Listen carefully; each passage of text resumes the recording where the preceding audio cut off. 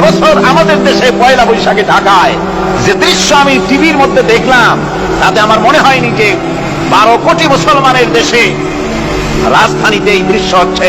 আমার মনে হচ্ছিল এটা বুঝি কলকাতা অথবা অন্য কোনো শহর হবে। আমি দেখলাম সমস্ত যুবক যুবতী, নারী পুরুষ, বিভিন্ন বয়সের লোক সব একসঙ্গে রাস্তায় নেমেছে, নাচতেছে। তার মধ্যে বুদ্ধিজীবী আছে, শিক্ষিত লোক আছে, সমানে নাচতেছে। আর তাদের মুখোশ পরা, বানরের মুখোশ, কুকুরের মুখোশ, শুকরের মুখোশ, ঘোড়ার মুখোশ, বাতিশিয়ালের মুখোশ, এই মুখোশ পরে এভাবে নাচতেছে। আমি চিন্তা করলাম, নববর্ষের সাথে কুত্তার মুখোশের সম্পর্ক কি? নববর্ষের সাথে বাতি শ্রীগালের মুখোশের সম্পর্ক কি? তাহলে ওরা কি বলতে চায় যে আগামী বছরটা আমরা কুত্তার ভূমিকায় অ্যাক্টিং করব, অথবা শ্রীগালের মতো ধূর্তামি করব জাতির সাথে? তারপরে কি করলো? সকাল বেলায় যুবক যুবতী পয়লা বৈশাখ সূর্য উদয়ের আগে রমনা লেকের পাড়ি গিয়ে সব দাঁড়িয়েছে বাসন্তী রঙের শাড়ি পরে। তারপরে সেখানে দাঁড়িয়ে সূর্য উদয়ের পানে তাকিয়ে সকাল বেলায় ভাবে করজোর করে বলছে, এসো হে নববৈশাখ স্বাগতম হে।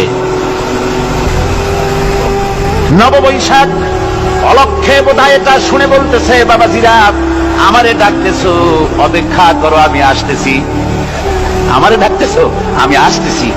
কোমরে গামছা বেঁধে আসতেছি, 225 মাইল স্পিডে আসতেছি, 30 ফুট উচ্চ জলোচ্ছ্বাস নিয়ে আসতেছি, নববৈশাখের মজা স্বাদ দেখাইতে।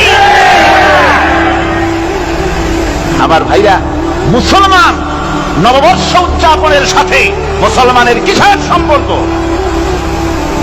মুসলমান যদি এই দিন উদযাপনই করে, তাহলে তাকে করতে হবে ফজরের নামাজ পড়বে।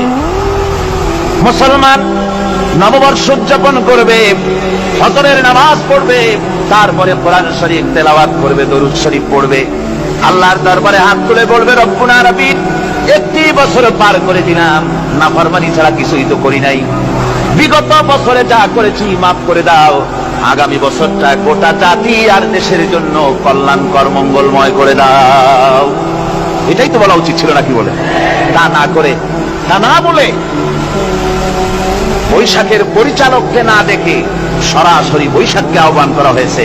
আর বৈশাখ আহ্বান করার মজা জনমের মতো দেখাই দিয়েছে।